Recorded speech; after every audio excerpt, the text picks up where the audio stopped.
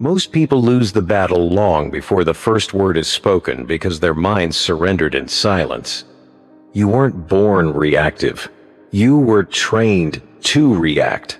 And now, it's time to untrain yourself. Control is not found in force, but in stillness. And stillness starts before your first move.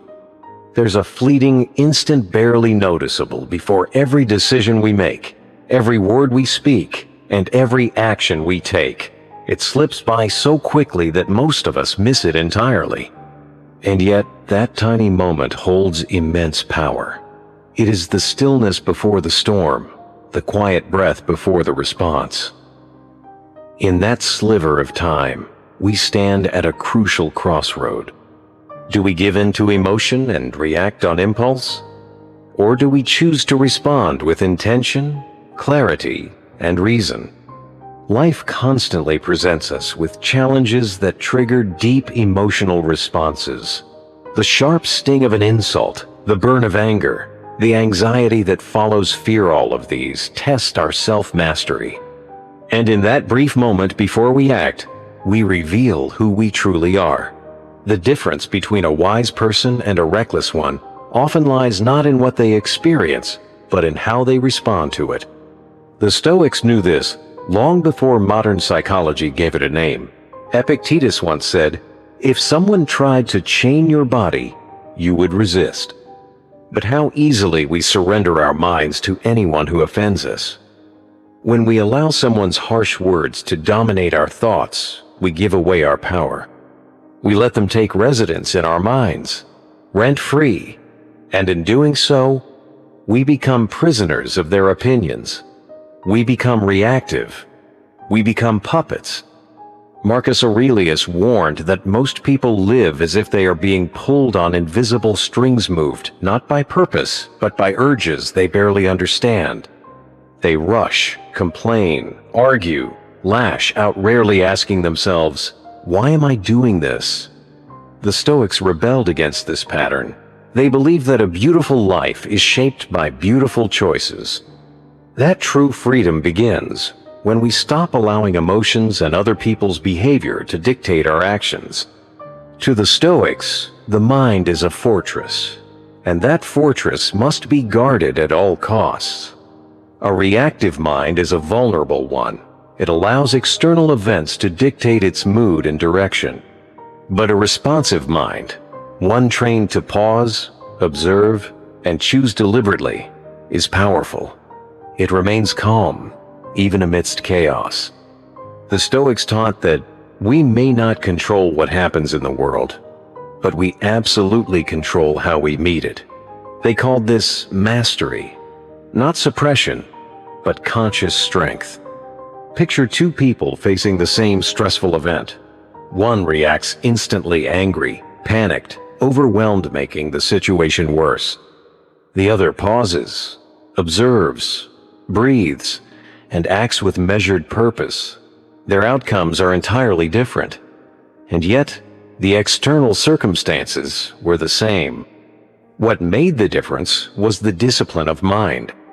This is why the Stoics trained daily, not with swords or shields, but with thoughts and intentions. They saw each moment as an opportunity to strengthen their mental posture. And in this guide, you'll walk the same path. You'll learn how to slow your thoughts, master your emotions, and cultivate a mindset that stands firm in the face of adversity. This isn't just philosophy. This is practice. This is a way of living. If you're willing to show up day after day, like a warrior sharpening his blade, you will change. You'll transform the way you face stress, setbacks, and struggle. Because life doesn't promise ease, but it does offer growth for those who are prepared to choose it. So, take a breath. This journey begins now. And it begins with one powerful idea. Between the moment something happens and your reaction to it, there is space. And in that space lies your greatest strength. Chapter 1. The Gap Between Stimulus and Response. As we begin to understand the path of the Stoic, it becomes clear that one of the most powerful tools we possess lies not in controlling the world around us, but in mastering the space within us. The ancient Stoics knew this truth well, long before it was ever articulated in modern psychology. And so begins our first discipline, recognizing the sacred gap between stimulus and response. A space so small, yet so transformative, that it determines whether we live in reaction or in reason. Viktor Frankl, a Holocaust survivor and psychiatrist, captured this idea with profound clarity. He wrote, "Between stimulus and response, there is a space. In that space is our power to choose our response. In our response lies our growth and our freedom." Though he lived long after the Stoics, his insight was a mirror of the wisdom they practiced daily. This simple space, this breath before action, is where our freedom begins. An untrained mind ignores this gap. It lashes out the moment it feels offended. It complains as soon as something goes wrong. It reacts automatically, surrendering to emotion without pause. The result is a life led by impulse, not intention. But the trained mind sees things differently. It senses the space. It holds, it breathes, and it considers. It inserts reason before reaction. And in that pause, it reclaims power. This gap is not a passive delay, it is the crucible of mastery. The Stoics believed that learning to respond instead of react is the foundation of wisdom. It is what separates the person who is a slave to their emotions from the one who walks freely in their own mind. With every moment we allow ourselves to respond deliberately, we strengthen our character and sharpen our clarity. But let us be honest, this skill is not born overnight. Just like a soldier prepares for battle, we too must train for the daily skirmishes of life. Each small victory and self-restraint builds strength. Each moment we resist the urge to lash out becomes a stone laid in the fortress of our inner peace. To develop this kind of discipline, we must start by understanding our emotions. The Stoics did not deny them. They taught that emotions are signals, not commands. They are warnings, not rulers. When we learn to observe them rather than obey them, we gain a foothold in our own mind. That foothold becomes a platform from which we can act with reason, not react with regret.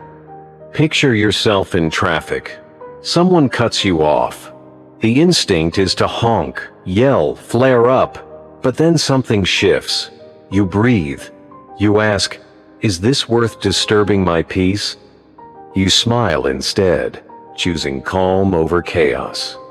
That is mastery in motion. That is the power of the pause.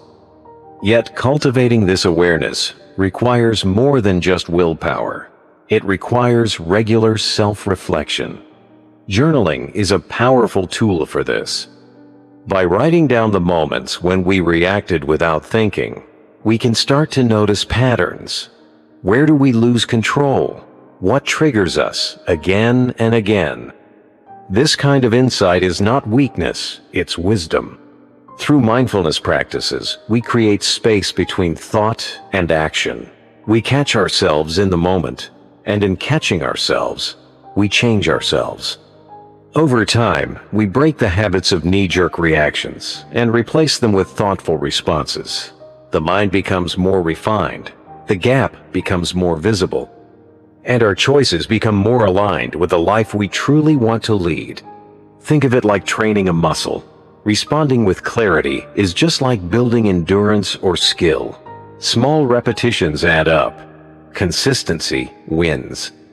Even the most minor moments like replying to an impatient customer or dealing with a slow line at the grocery store become chances to train. Each of these is a rep in your mental gym. Each one strengthens your resolve. Next time you're triggered, remember the gap. Take a breath. Count to 3.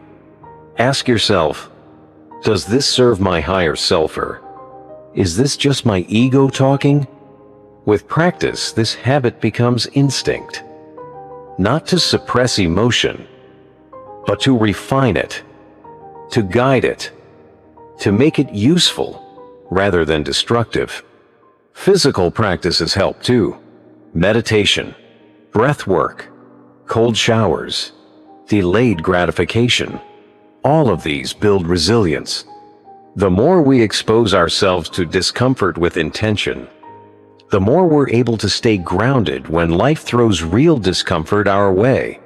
Stoicism is not about avoiding challenge, it's about using challenge to become stronger, calmer, clearer. And let's not forget communication. Words matter. The way we speak reflects the way we think. Choosing calm, assertive language instead of sharp or sarcastic tones can dissolve tension before it builds. Listening before speaking, breathing before replying, these are not small things. They're signs of someone who has chosen to master their life rather than be mastered by it. Ultimately, this practice is not a single event. It is a journey, a lifelong discipline. There will be moments you fall back into old habits, but with each return to the gap, each act of reflection, you build something permanent. The Stoics didn't strive for perfection, they strived for progress. And every time you choose to respond instead of react, you take another step forward. Because true strength is not in the reaction. True strength is in the restraint. It is in the ability to pause, to choose, to speak with purpose, and act with clarity. That is the Stoic way. And that is how we begin our transformation, by mastering the space between stimulus and response. Chapter 2. Emotions are not the enemy. After building the discipline to pause before reacting, we begin to realize that emotions themselves are not the problem. In fact, they are messengers, often loud, sometimes confusing, but never inherently wrong. Each day, choose one moment that triggers a strong emotional surge within you. Before responding, take a full breath. Ask yourself gently but honestly, is this reaction necessary? Is it constructive? Or am I just surrendering to a fleeting feeling? Respond only when you're certain that what you're about to say or do flows from wisdom, not emotion. This is where the deeper journey begins. The Stoics never taught us to be emotionless statues carved in stone. They didn't reject emotion, they redefined its role. They taught that anger, fear, sadness, these are part of our nature. But nature needs guidance. Emotions are like fire. They can warm a home or burn it down. Our true power lies not in denying emotions, but in how we understand, interpret, and respond to them. Letting emotions drive our actions without reflection is like handing the wheel to a child in a storm. Regret often follows. Yet Stoicism is not about suppression. It's about acknowledgement without submission. To see emotions clearly, to understand where they come from, and to ask, is this helping me live with virtue, or is it dragging me off course? When we ride our emotions like a skilled rider guiding a strong horse, we remain in control. If anger arises, we don't have to silence it or obey it. We can examine it. We can ask whether it's justified. And only then, we choose our response with intention.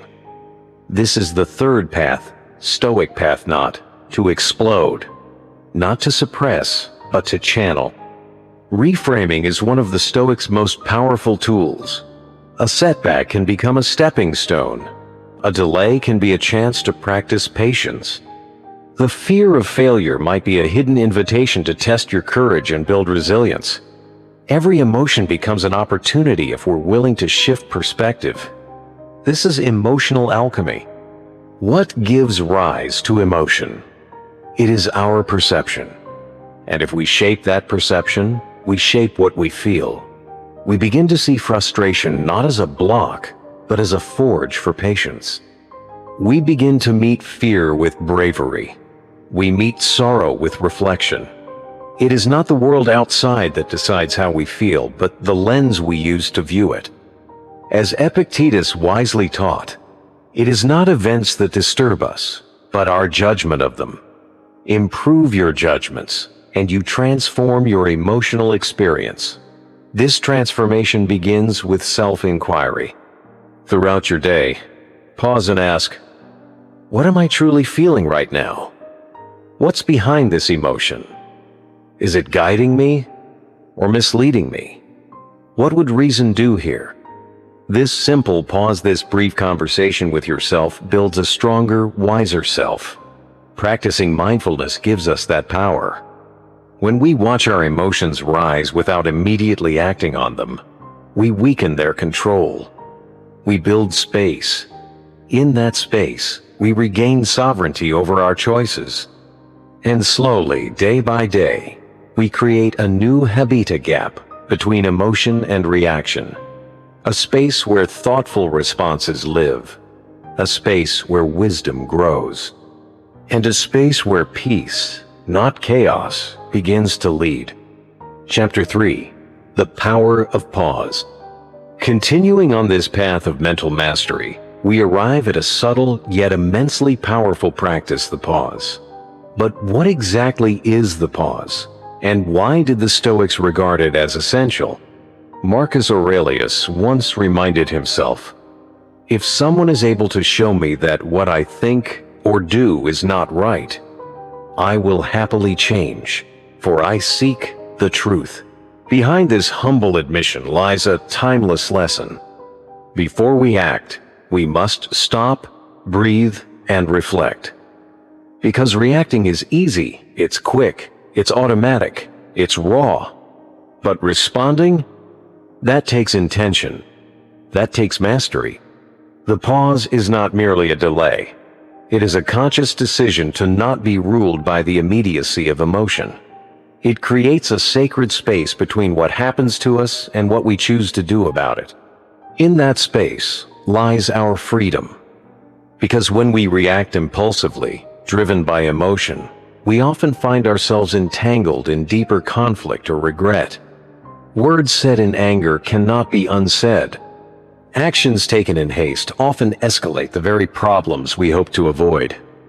But when we pause, even for a moment, we reclaim control. We shift from chaos to clarity, from heat to reason. The Stoics understood that mastery over the self begins in this sliver of time.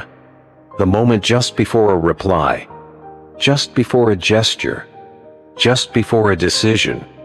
When we pause, we invite our higher self to step forward. Imagine someone throws an insult your way. The reactive part of you might immediately want to lash back. But the trained mind sees that insult not as a threat, but as a test moment to flex the muscle of self-restraint. The insult loses its sting when you choose not to let it enter your inner sanctuary. Practicing the pause requires training, just like any other discipline. One simple method is the 5-breath rule. When faced with emotional provocation, take 5 deep, deliberate breaths. Let each inhale and exhale serve as a reminder that you are not a puppet of your emotions. Another method is the internal question. Will my response serve a higher purpose, or is it just an emotional release? That pause to question turns reaction into wisdom. The Stoics also employed a powerful mental technique known as premeditatio maloramtha, premeditation of adversity. By imagining difficulties in advance, we are less startled by them in real life. Think of it as emotional fire drilling. When you rehearse calm responses to imagined conflict, you are conditioning your mind to stay steady when real chaos comes. And then there's the delayed response technique. If possible, postpone responding to emotionally charged situations. Give yourself space. Whether it's an hour or a full day, time has a way of clearing the emotional fog and letting reason take the wheel. In some cases, silence is your best ally. Verbal restraint is not weakness, it's wisdom in action. If someone speaks harshly and you respond with silence, you reclaim power. The aggressor expects a fight. Your stillness confuses them. You become the one who controls the tempo, the tone, and the outcome. The more you delay hasty reactions, the more potent your words become when you finally choose to speak. Perspective also plays a vital role in this process. Often, what feels like a personal attack is actually the reflection of someone else's suffering. If you pause and ask, what pain might they be carrying? You open the door to empathy rather than anger. This shift in perception transforms provocation into an opportunity for compassion. Another Stoic technique is mental detachment. Picture yourself as a calm observer watching your own life unfold from above. By doing this, you remove personal attachment and judgment, which helps neutralize emotional charges. Ask, how would a wise outsider interpret this situation? From that vantage point, the desire to react impulsively often fades. Daily reflection is another tool for strengthening this discipline. Each evening, ask yourself, where today did I react when I could have responded? Over time, this habit builds self-awareness. You'll begin to spot emotional triggers before they pull you under. You'll start pausing more naturally, responding more wisely. History's most powerful leaders weren't the loudest or the quickest to react. They were the ones who mastered restraint, who chose their words carefully, who responded not from ego, but from clarity. The Stoics knew this. They lived it. And so can we. Start small. Practice the 3-second rule. Before replying to anything emotionally charged, count to 3. If it still feels heated, count to 10. That short pause can be the difference between burning a bridge and building one. With consistent effort, your ability to pause becomes your superpower: quiet, composed, and unshakably wise. Chapter 4. Controlling your inner dialogue. As we continue walking the Stoic path, we arrive at a truth that lies closer than anything else: your own thoughts.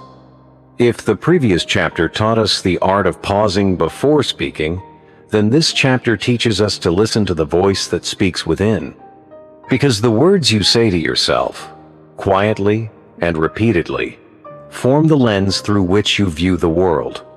And that lens can either distort reality or bring it into sharp, empowering focus. The Stoics knew that our inner dialogue is not just background noise. It is the compass guiding every decision, reaction, and belief. If your internal voice is filled with judgment, resentment, or fear, the world will reflect those patterns back to you. But if that voice is tempered with reason, grounded in virtue, and aligned with a higher perspective, your external reactions will follow suit with clarity and composure. Epictetus once said, "It's not what happens to you, but how you react to it that matters." That single sentence holds a lifetime of wisdom. When someone offends you, you have a choice. Will you absorb their insult as truth and let it poison your mood? Or will you calmly remind yourself, it's just sound carried by air, not a reflection of your character? When life throws obstacles in your path, do you curse the heavens? Or do you tell yourself, this is the test I've been training for? This isn't about pretending you feel nothing. It's about shaping how you interpret and respond to what you feel. Your internal dialogue is not a fixed script. It is a narrative you write and rewrite every single day. Picture a moment of failure or rejection. The untrained mind might immediately spiral. I'm not good enough. I'll never succeed. But the trained Stoic mind responds with a different voice. This moment does not define me. It is simply a lesson in disguise. That shift in language is not just comforting, it is transformational. By changing how you speak to yourself, you change the story you live. A powerful exercise is to begin speaking to yourself as you would speak to a dear friend. If a friend made a mistake, would you condemn them harshly? Or would you encourage them to reflect, grow, and move forward with strength? That same compassion belongs to you. Let your inner voice be your ally, not your accuser. Negative self-talk has a way of amplifying pain and shrinking hope. But a voice rooted in wisdom has the opposite effect. It offers perspective. It expands possibilities. It becomes a light in the darker moments of life. The Stoics used writing to reinforce this practice. Marcus Aurelius didn't write his meditations for others. He wrote them to himself as daily reminders to align with virtue, to stay grounded in reason, and to return to his center whenever emotion tried to pull him away. You can do the same. Every morning, take a moment to write down a single Stoic truth. Something like, "I control how I respond," or "No hardship can take my integrity." Let that phrase guide you through the day like a compass in uncertain terrain. And when you feel your emotions rising, your patience slipping, or your thoughts spiraling, return to that phrase. Let it anchor you. Let it slow your breathing. Let it remind you that you are not at the mercy of your feelings. You are their commander. Because ultimately, the voice within is the one you hear the most. Train it well, and your outer world will begin to reflect your inner clarity. Chapter 5. Detachment from external events. As we continue our Stoic journey inward, we arrive at one of the most transformative truths ever taught by the ancient philosophers: the radical power of detachment. If the previous chapter helped you master the voice within, this one teaches you how to hold your ground when the world outside turns chaotic. The Stoics were unwavering on this point. We do not control events, only our response to them. And once you internalize that truth, not just understand it, but live it, it changes everything.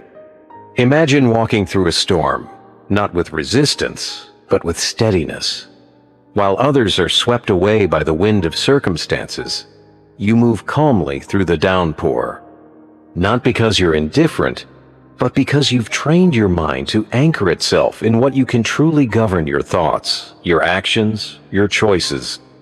That is the secret to equanimity, a serene steadiness of mind that isn't shaken by fortune or misfortune. And the way to develop it is deceptively simple, though far from easy. Focus only on what lies within your control and surrender the rest. This clarity lifts the weight of needless suffering, freeing you from the illusion that you must bend the world to your will in order to feel peace. Criticism, setbacks, delays, or betrayals, these no longer become personal affronts. They simply become what they are: facts of life. You begin to see them not as obstacles, but as training grounds for your mind. Each challenge becomes a silent invitation to deepen your calm, rather than a reason to lose it. One practice the Stoics used to reinforce this mindset was voluntary discomfort. They would fast, walk barefoot, sleep on hard surfaces, or go without luxuries, not to punish themselves, but to remind the body and mind that comfort is not a requirement for peace, that control is not a prerequisite for strength, that losing something external does not mean losing the self. By stepping into discomfort willingly, you sharpen the blade of mental resilience. You train your mind to stop grasping at ease and to find steadiness in simplicity. As comforts become less necessary, your freedom grows stronger. Another deeply effective tool is daily reflection. At the end of each day, ask yourself, where did I let something outside of me disturb my peace? Did I waste energy trying to control the uncontrollable? This simple habit rewires your automatic reactions. Instead of flaring up, you begin to pause. Instead of resisting, you begin to observe. Writing down these reflections in a journal helps spot recurring patterns. Over time, you begin to see clearly which triggers are external and unchangeable, and which responses you have the power to shift. And then there's mindfulness, the art of observing without attaching. It trains you to witness your emotions without being consumed by them.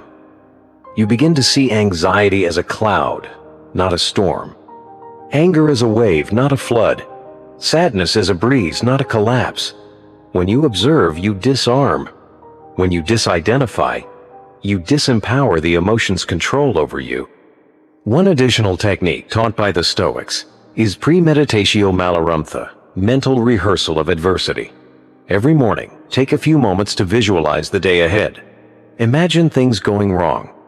Picture obstacles, insults, inconveniences.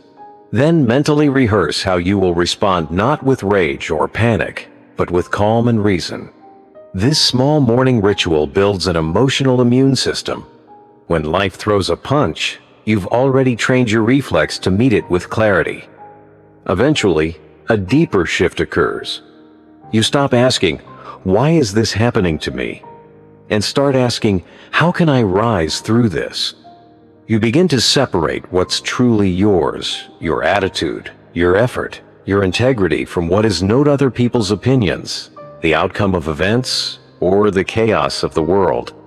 The moment you stop trying to control the uncontrollable, you reclaim true control, the kind that lives inside you. And when external events no longer pull the strings of your emotions, you become what the Stoics called invictus unconquerable.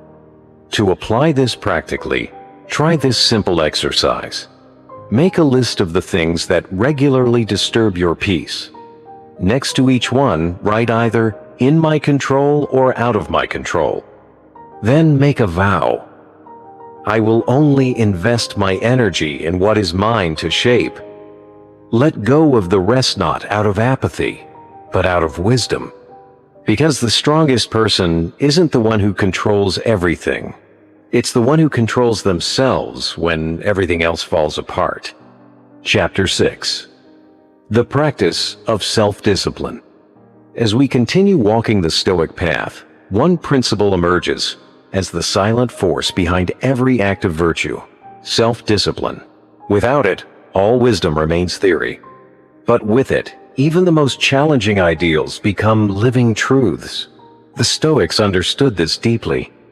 They saw self-discipline not as a punishment or restriction, but as a bridge, the essential bridge between fleeting desire and lasting accomplishment. When you cultivate discipline, you're not limiting your freedom, you're creating it. Because the ability to delay gratification, resist distraction, and act with purpose even when emotions push you otherwise is what gives you power over yourself and peace with the world. As Epictetus once said, "No man is free who is not master of himself." Think of a ship without a rudder. It drifts with the current, battered by every wave. But a disciplined mind is the rudder. It doesn't stop the storm, but it steers you through it. When you can regulate your reactions, focus your energy, and stay centered despite emotional pulls, you become anchored in purpose. To develop this inner strength, begin by identifying where your impulses tend to take control. Do you overreact during conflict? Do you give in to distraction instead of focusing on meaningful work? Pinpoint these areas and create specific strategies. A 10-second pause before speaking. A focused schedule with blocks of undistracted work. These are not restrictions, they are tools of liberation. One powerful way to fortify your discipline is through voluntary discomfort. The Stoics would fast, endure cold, or deny themselves luxuries to sharpen their endurance. You don't need to go to extremes. Simply practicing self-denial skipping, a comfort you don't truly need, builds quiet strength. When you train yourself to sit with discomfort, you prepare your mind for adversity. And when hardship comes, you meet it with calm, not collapse. Discipline, like any skill, thrives on consistency. The Stoics believed that habits shape our character. Your routine determines your trajectory. Without steady practice, even the best intentions dissolve. So craft a structure. Wake up at a set time. Carve out time for deep work. Avoid the noise that fragments your focus. With repetition, these small actions become automatic and your life takes shape through their rhythm. Motivation comes and goes, but routine builds momentum. By reducing decision fatigue and leaning on structure, you conserve energy for what truly matters.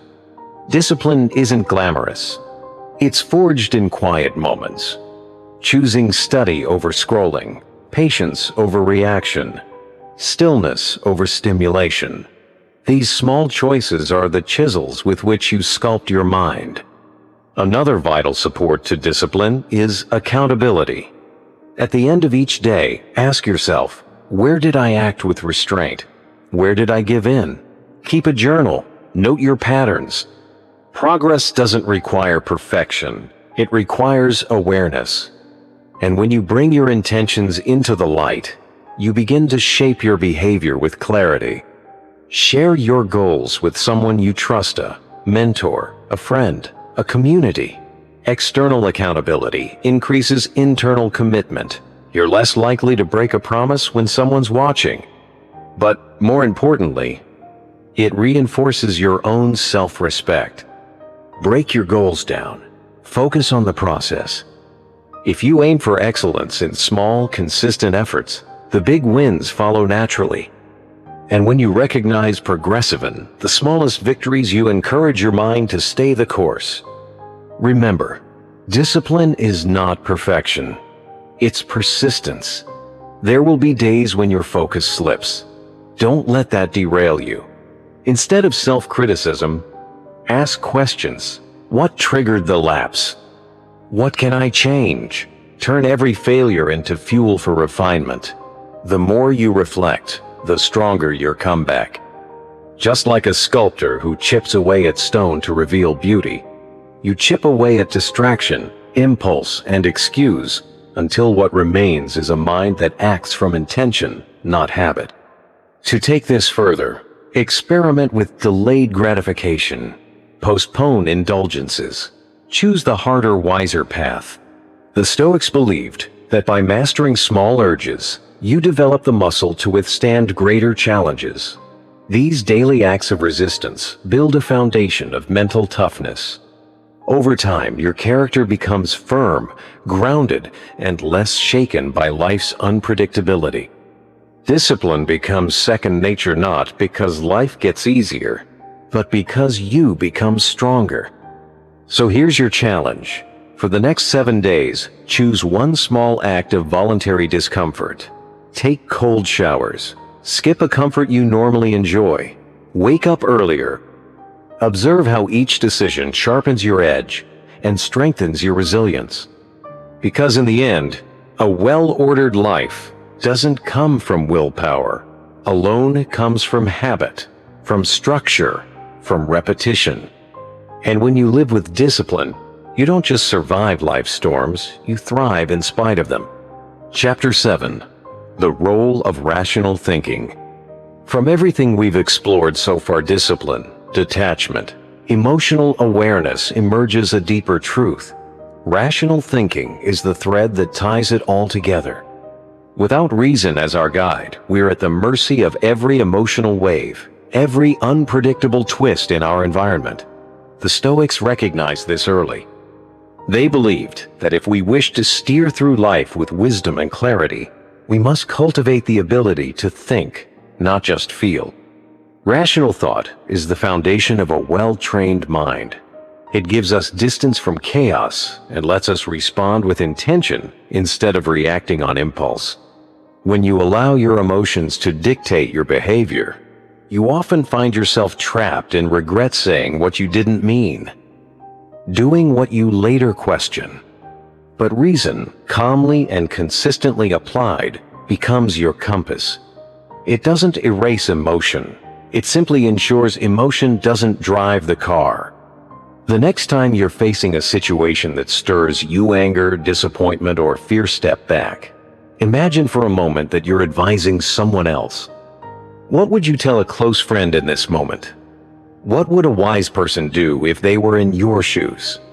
By switching your perspective from participant to advisor, you create space. And in that space, clarity begins to form. Another powerful practice is to picture yourself as a third-party observer, watching the entire scene from the outside.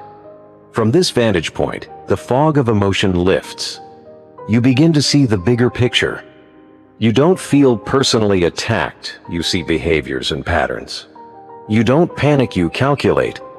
The Stoics mastered this ability through emotional detachment, not by suppressing emotion, but by refusing to let it hijack their judgment. They reminded themselves constantly, it is not the event that disturbs you, but your opinion of it. A harsh word, a failed plan, a delayed result, none of these have inherent power. Your interpretation is what gives them meaning. So if you can change your perception, you can change your experience. One technique they used, and one we can adopt, is Socratic questioning. When an emotion flares up, ask it questions. Is this feeling grounded in fact, or just assumption? Is there another way to interpret this? Will this still feel important a week from now, a month, a year? These questions cut through the emotional noise and bring you back to solid ground. Think of your mind as a courtroom. Every emotion steps forward to make its case, but it's your reason that acts as the judge, listening, weighing, and only then deciding what action to take. When you train yourself to interrogate your thoughts rather than obey them blindly, you reclaim control.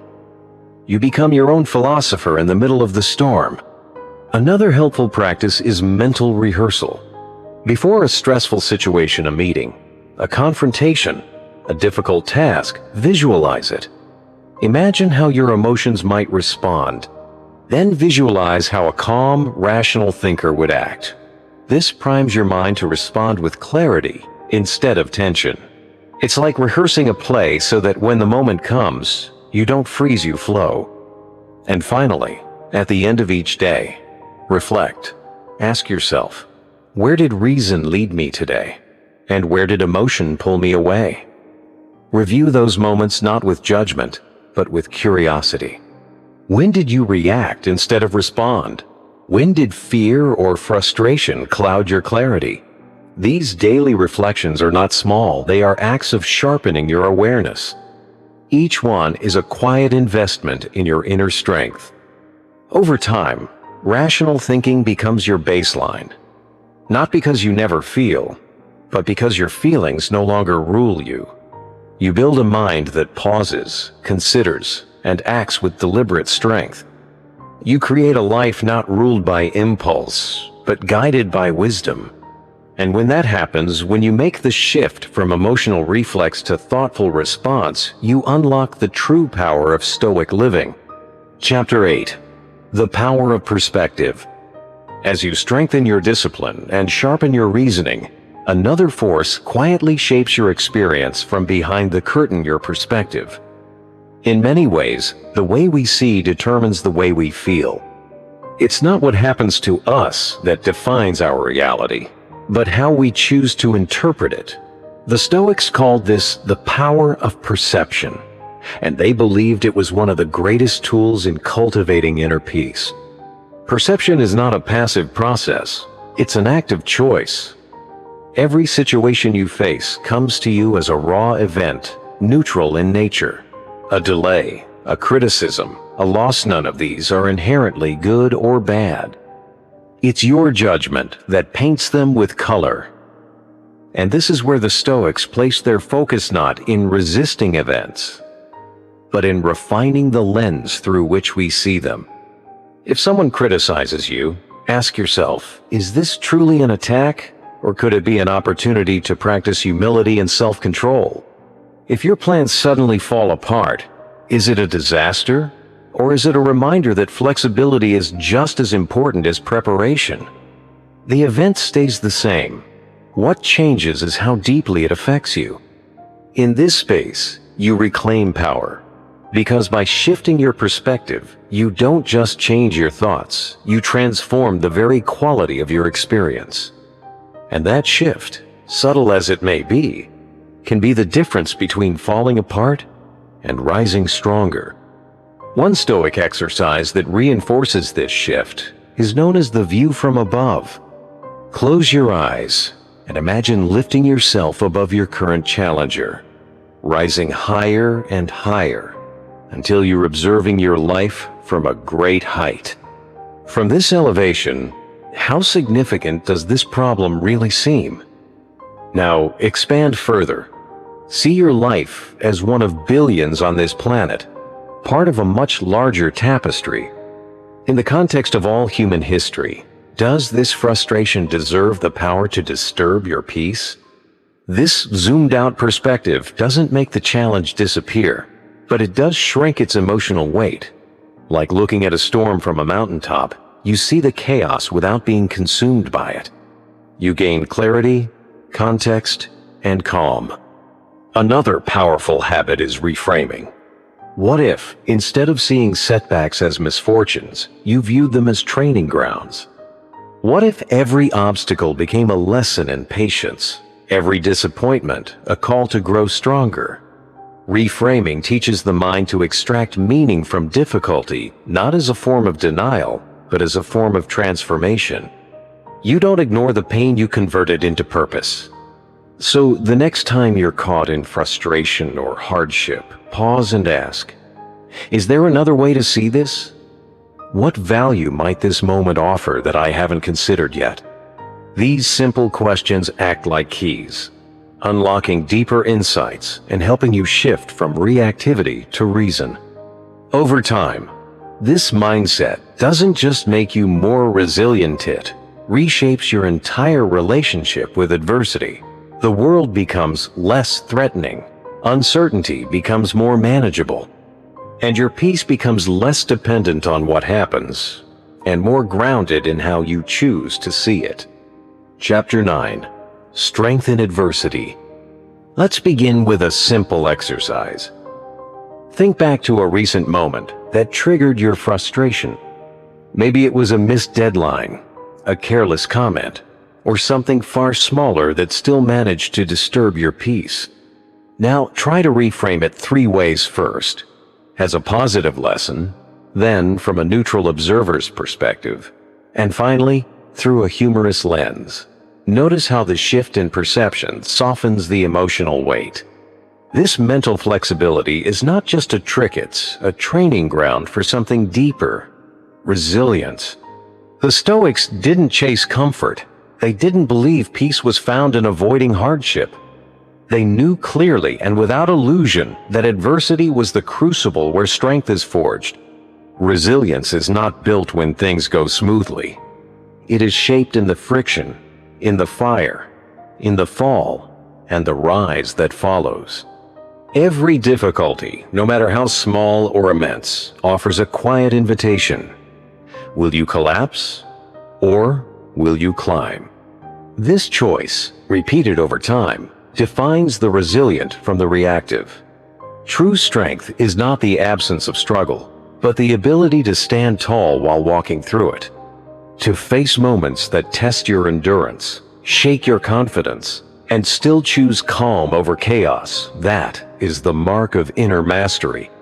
Seneca wrote that just as labor strengthens the body, difficulty strengthens the mind. So rather than resisting hardship, welcome it as your mentor. Ask yourself, what lesson is hidden in this pain?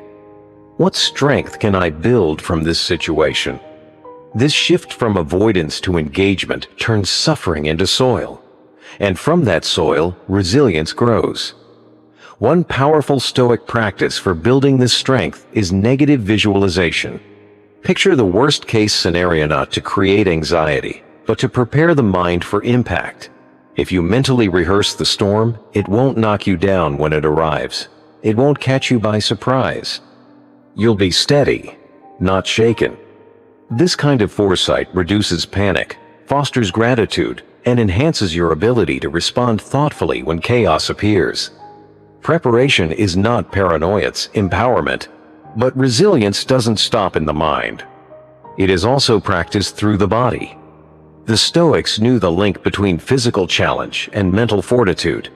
Fasting, cold, exposure, exercise, these weren't just physical disciplines. They were tools to harden the mind, to build tolerance for discomfort, and to teach the self that hardship can be endured without falling apart. So, put yourself in controlled discomfort. Speak in public when fear tries to silence you. Train until your muscles ache. Wake earlier than comfort allows. Each moment you lean into challenge, you send a signal to your mind. I am stronger than this. I am still in control. Couple this with breath control and mindfulness, and you add another layer of power. Inhale deeply. Exhale slowly. Sit with your discomfort. Don't run from it. These practices teach your nervous system to remain calm when your environment is not. Over time, your default reaction to pressure shifts. You begin to pause instead of panic, to breathe instead of break. The body becomes the mirror of the mind. But it's not just endurance that matters, it's what you do with it. Reframing adversity is the mental alchemy that turns pain into perspective. The Stoics didn't seek to erase hardship. They sought to meet it with clarity. They saw every obstacle as a new page in the book of wisdom. Journaling is a practical way to apply this. At the end of each day, reflect on the struggles you encountered.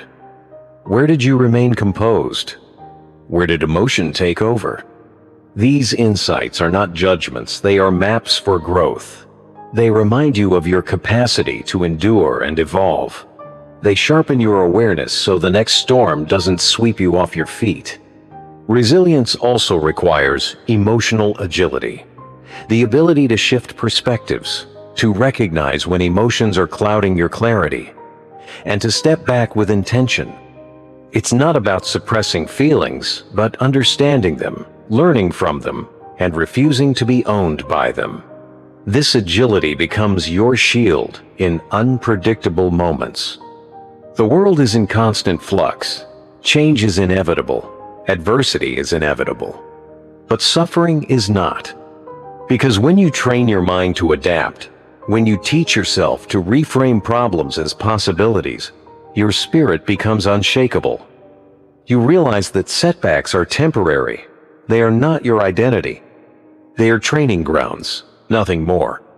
And the Stoics knew this deeply.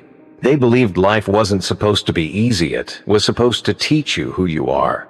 That hardship was not the enemy, it was the instructor. It offered a chance to practice patience, build courage, refine virtue, and deepen your understanding of yourself and others. Resilience is built moment by moment. Through your responses, your habits, your reflection, and your deliberate choice to rise when it's easier to retreat. It is the inner discipline to stay steady in the storm, not because the storm doesn't scare you, but because you've trained your soul to stay rooted no matter what. So, make reflection a ritual. Breathe deeply. Expose yourself to challenge. Laugh at setbacks. Frame each struggle as a path to your stronger self. And when life throws the unexpected at you, because it will, you'll already be ready. Because you've chosen to prepare. Because you've practiced the Stoic way. Because you've made resilience a part of who you are. Chapter 10. Mastery over Mind and Life. We've traveled a long way through the teachings of Stoic philosophy. From the gap between stimulus and response, to reframing adversity, to regulating emotions. But now we arrive at the summit, the final stage of inner training, mastering your mind, and through it, mastering your life. True mastery isn't about controlling people or shaping every circumstance to your will. It's about claiming full authority over your own thoughts, your own emotions, your own behaviors. It begins with self-awareness, grows through discipline, and is sustained by unwavering commitment to inner development. Living intentionally means every action, every word, every choice is guided not by emotion or outside noise, but by reason and virtue. When you're no longer pulled by the shifting winds of mood or the opinions of others, you become something rare, steady, grounded, unshakable. This kind of mastery isn't achieved in a single moment of insight. It is built brick by brick in the quiet repetition of daily habits, in the moments you choose reflection over reaction, responsibility over blame, patience over impulse. The master of their mind does not dwell in complaints. They do not chase validation. They do not lose sleep over what lies outside their control. Instead, they cultivate peace by fully embracing their sphere of power, their thoughts, their attitudes, their responses. And that is where true power lives, not in titles, not in possessions, but in the stillness of a soul that cannot be shaken. Each setback becomes fuel for growth. Each mistake, a teacher. Every obstacle becomes a training ground. With this perspective, even suffering becomes meaningful. Challenges no longer break you, they build you. But mastery requires tools, and one of the most important is self-reflection. Through journaling, meditation, and deep inner dialogue, you come to understand your patterns. You observe your triggers. You learn to distinguish between your ego and your essence. Day by day, the gap narrows between who you are and who you aspire to be.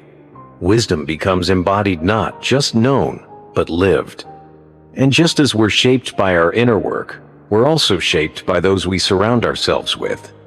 Seek the company of those who embody self-mastery. Let their example sharpen your own commitment. Let their strength remind you of your own potential. A crucial part of this process is emotional regulation. The goal is not to erase emotions, it's to guide them, to understand them, to channel them wisely so that they enhance your clarity rather than cloud it. A trained mind does not allow temporary feelings to sabotage long-term values. Instead, it cultivates restraint, the sacred pause between stimulus and response. That pause is where clarity lives. To develop this, you must understand your emotional triggers. What situations tend to provoke irrational behavior? What people, words, or pressures tend to knock you off balance? Once you identify those triggers, you can prepare for them. You can breathe through them. You can greet them like old friends instead of reacting like startled prey. Controlled breathing, cognitive reframing, mindful journaling. These are not just calming practices. They are tools of mental rewiring. They move you from unconscious reaction to conscious intention. And if you want to accelerate this growth, practice delayed gratification. This is one of the hardest but most rewarding paths. Emotional impulses love immediacy. They crave the quick hit, the fast escape, the sharp reply, the momentary indulgence. But when you learn to pause, when you train your mind to weigh long-term consequences before short-term relief, you unlock a whole new level of freedom. You're no longer a prisoner of cravings or approval. You begin to act from principle, not pressure. Identify your patterns. See where your impulses tend to take over. Then replace those habits with thoughtful strategies. Create friction between the impulse and the action. Insert that sacred pause. Over time, these pauses become habits, and those habits become identity. Soon, you're not forcing yourself to delay gratification. You're choosing it, naturally, effortlessly.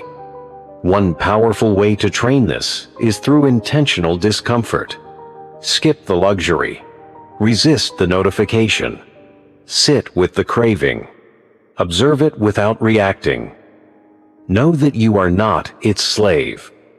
Each small denial becomes a signal to your brain. I am in charge. I decide what I do, not my urges. And with each repetition, your discipline grows. The Stoics practice this with clarity and courage. Voluntary hardship fasting, cold exposure, simplicity not for punishment, but for freedom, to strengthen the will, to harden the mind, to prove that comfort is not a requirement for peace. And when you master this mindset, something shifts. You become adaptable, but not reactive, open, but not aimless, calm, even in uncertainty, because your inner compass stays fixed. You realize that true peace is not found in comfort, but in character. Not in escaping difficulty, but in facing it with stillness. When you detach from needing instant success or external approval, you step into true autonomy. You're no longer pulled by the tides of fortune. You're guided by the stillness within. And with that stillness comes strength. You begin to see every obstacle as an invitation to grow. Every setback becomes part of the refinement process. There is no wasted suffering, no pointless struggle. It all becomes material for transformation. And through it all, you feel something unfamiliar but powerful. Peace. Not a fragile calm that disappears with the next hardship, but a steady presence. A strength that doesn't need to shout. A discipline that doesn't depend on mood. This isn't just philosophy, it's a way of life. A quiet revolution that changes everything, not because the world gets easier, but because you get stronger. The person who has mastered their mind doesn't just survive, they thrive. Not in ease, but in meaning. Not in control of everything, but in command of themselves. That is the destination of Stoic training, and it begins with this moment. You have power over your mind. Suggested playlist: Unstoppable Stoic Mindset. Training your mind to respond rather than react isn't a one-time decision. It's a lifelong journey. A practice that deepens with every challenge you face, every emotion you observe, and every choice you make with intention. The Stoics understood this well. They believed that the highest achievement wasn't fame or fortune, but mastery over the self. Every day brings a new test, a new moment to choose clarity over chaos, discipline over distraction, reflection over reaction. And with each small victory, your mind becomes steadier, your reaction softer, your purpose stronger. Perfection is never the goal. Progress is. You will stumble, you will slip.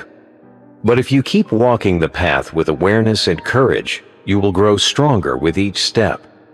Your mind is your greatest ally, your sharpest tool, your most loyal companion. Train it with care, and it will carry you through every storm. And when doubt creeps in, when the noise of the world grows loud, return to these timeless words from Marcus Aurelius. You have power over your mind, not outside events. Realize this, and you will find strength. Let that truth anchor you. Let it guide you. And let it remind you that peace is not found in the absence of difficulty, but in your response to it. This is your journey. Walk it with wisdom. Live it with intention. And lead with the quiet power of a mind fully trained.